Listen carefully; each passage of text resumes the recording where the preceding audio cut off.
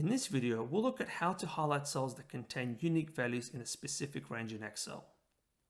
In this example, we have a table that lists the item names in column B and the quantity of those items in column C.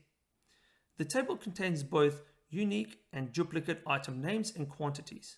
And what we want to do here is to highlight the cells in a selected range that are only unique. To begin the process, we first need to select the entire data range. And in this example, that's from cell B3 through to C9. Then go to the Home tab and click on the Conditional Formatting option in the Styles group. This will present you with a number of options, and from this list, select Highlight Cells Rules. This will again present you with additional options, and in this list, click on Duplicate Values.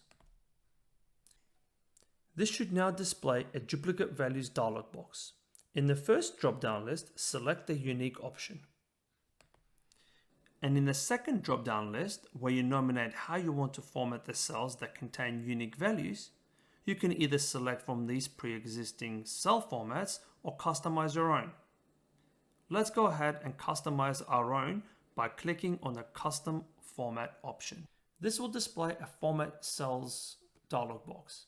Given that we only want to highlight the cells that contain unique values, click on the Fill tab and then select the color from this list of colors. Alternatively, if you want to select other colors, you can click on the More Colors button. However, for simplicity, we'll just select this light blue color. And then click the OK button. This will return you to the Duplicate Values dialog box, and in there, click the OK button. And that's it. You can now see that only the cells with unique values in the selected range have been highlighted.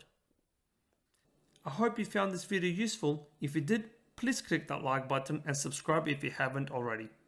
Thank you for watching, and I'll see you in the next video.